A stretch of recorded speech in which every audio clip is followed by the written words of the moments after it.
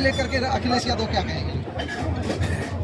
जब संबोधन का समय आया तो हम सबको ये लगा कि भारतीय जनता पार्टी ने अपना अंदरूनी जो ज़मीनी लोग हैं, उनके अंडरग्राउंड लोग हैं, संगी साथी लोग हैं, खुफिया लोगों से परामर्श किया होगा और ये तय किया होगा कि अगला प्रधानमंत्री जो भारतीय जनता पार्टी का होगा वो महिला होगी।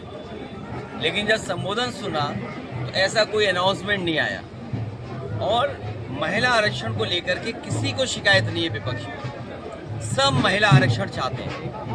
लेकिन सवाल ये है कि जो डिलिमिटेशन को जोड़ करके जो साजिश षड्यंत्र करना चाहते थे वो जनता जान गई और सभी दल एकजुट हो गए।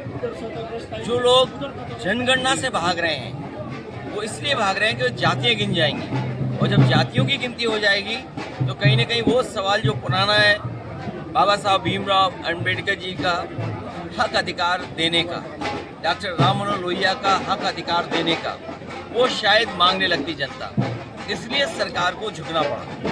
2027 में चुनाव है, ओबीसी को लेकर के, एससी को लेकर के सब कहते हैं तो भागीदारी 6 से 10% भी नहीं है।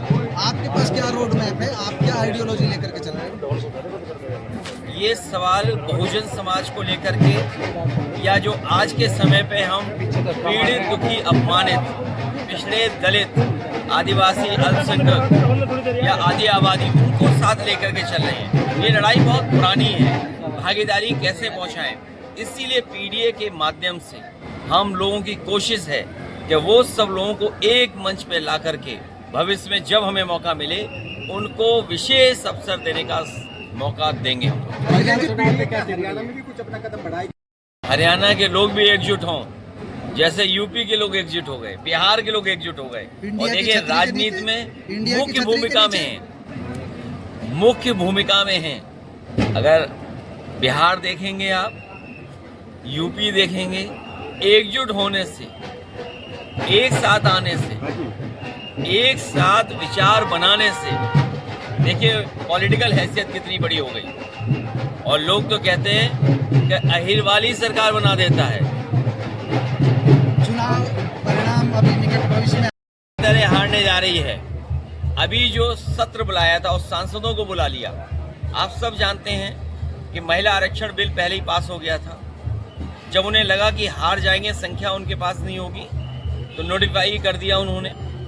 ये सांसदों को इसलिए बुला लिया इन्होंने कि 3 दिन ये सांसद प्रचार न कर पाए इंडिया गठबंधन के, डीएमके, टीएमसी और इंडिया गठबंधन के सांसद इसलिए दिल्ली बुला लिए कि बीजेपी अपने प्रत्याशियों की जमानत बचा पाए। बीजेपी महिला विरोधी बताती है विपक्ष को, क्या कहेंगे? असली महिला विरोधी बीजेपी है। बीजेपी महिला विरोधी है। उन्होंने अपने संगठन में कभी महिला को अध्यक्ष नहीं बनाया, महिलाओं को शामिल नहीं किया। ये नारी के बहाने नारा बना करके वोट लेना चाहते थे। इनके खोट थी वोट के लिए, वो उजागर हो गया इस बार। समाजवादी पार्टी आने वाले समय में उत्तर प्रदेश में सरकार बनाएगी। कांग्रेस के साथ चुनाव में जाएंगे या फिर इंडिया गठबंधन या अकेले जाएंगे? इंडिया गठबंधन रहेगा, कांग्रेस को साथ रखेंगे। और हमारे यहाँ सवाल सीट का नहीं होता है, सवाल जीत का होता है। जो जीतेगा उसे टिकट मिलेगी। 2 दिन पहले नरेंद्र मोदी के मैंने इसीलिए हाथ जोड़ के कहा कि ऐसे मित्र हमें नहीं चाहिए। आपने मुस्लिम महिलाओं की बात की कि उनको भी आरक्षण मिलना चाहिए, ओबीसी एससी सबको ही मिलना चाहिए था, वरना किस तरह से? नहीं, बिल आया है दलित, आदिवासी, बैकवर्ड और माइनॉरिटी। जब हम आधी आबादी की बात करें तो अगर आधी आबादी की बीजेपी बात कर रही है तो आधी आबादी में कौन कौन शामिल है और कौन नहीं शामिल है, ये बीजेपी को स्पष्ट करना पड़ेगा। और जहाँ तक हमारे सिद्धांत की बात है, डॉक्टर राम मनोहर लोहिया, नेताजी, या हम जिस आंदोलन को लेके चले हैं, हम लोगों ने महिलाओं को हमेशा पिछड़ा माना है, चाहे वो किसी जाति धर्म की हों। इसलिए उनको सशक्तिकरण के लिए, उनको आगे बढ़ाने के लिए, सम्मान के लिए, उनकी सुरक्षा के लिए, उनको स्थान देने के लिए हम इसमें शामिल करना चाहते हैं। आधी आबादी में वो भी शामिल है। विपक्ष ने एक बात भारतीय जनता पार्टी हारी है। स्वाभाविक है कि जो सदन में हार जाता है वो बाहर भी हारता है। आप सोचते हैं उनको आभास जो नहीं था? सदन में हारे हैं वो मोदी बाहर को भी आभास हारेंगे। नहीं था?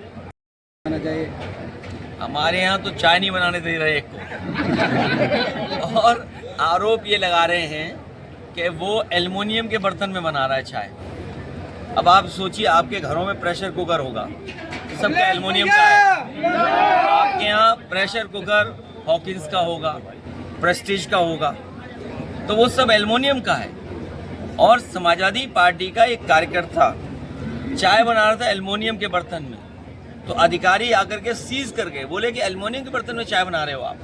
बताओ देश को कहाँ ले जा रहे हैं ये भारतीय जनता पार्टी के लोग? एक सवाल हरियाणा से रिलेटेड, 2024 के पार्टी का 2029 में क्या उम्मीद कर सकते हैं? मुझे उम्मीद है जिस तरह कांग्रेस को हम लोग साथ लेके चल रहे हैं, कांग्रेस भी हमें साथ लेके चले।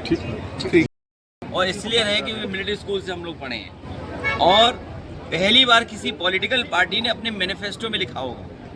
और न केवल आई रेजिमेंट बने बल्कि गुजरात रेजिमेंट भी बने, क्योंकि गुजरात के लोग कम जाते हैं फौज में, उनको भी इंस्पायर करना चाहिए, उनको भी मोटिवेट करना चाहिए, वो भी जाएं और सीमा पर हमारी देश की रक्षा करें। इसलिए जो अहीरवाल है या अहीर रेजिमेंट की जो मांग रही है हम उसके पक्ष में हैं। वहीं गुजरात रेजिमेंट भी बननी चाहिए जिससे गुजरात के लोग भी बड़ी संख्या में फौज में आए।